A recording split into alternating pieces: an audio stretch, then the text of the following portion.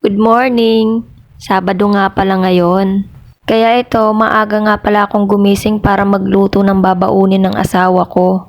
Magdamag na naman nga pala yung ulan, kaya eto, mataas na naman yung tubig dito sa Angat Dam namin. Bali 3 araw na nga palang straight na laging umuulan, kaya tumaas na bigla yung tubig. Habang nagluluto nga ako mga mare, yung baunan naman ng asawa ko nilalagyan ko na ng kanin.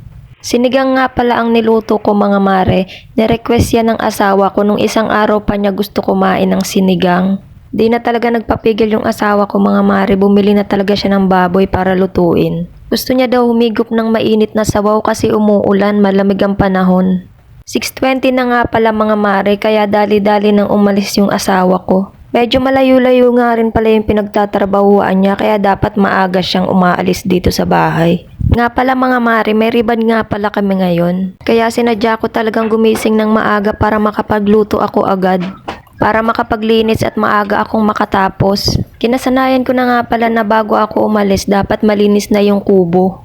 Para mamaya, pagdating ko galing parlor, wala na akong ibang liligpitin. Pagod na rin kasi ako noon mga mare. Tapos na nga pala akong maligo niyan. Share ko nga lang pala itong iniinom ko tuwing umaga. Barley grass nga pala yan mga mare. Maganda nga pala yan para sa may mga acid. Marami nga palang benefits ang barley mga mare. I-search nyo na nga lang mga mare para malaman nyo. Pagpasok ko ng parlor, may isa na nga palang customer na dumating. Bali 4 nga pala yung gagawin namin ngayon. 2 ribbon at 2 treatment nga pala mga mare. Hapon na nga pala sa mga oras na yan at walang tigil ang ulan. Inutusan nga pala akong bumili ng chicken skin. Kaso pagdating ko dyan, sabi ng tendero wala daw available na chicken skin, kaya yung atay at balon-balunan na lang. Tapos na nga pala kaming mag-reband mga mare, kaya ayan, nagsasara na nga pala yung hipag ko.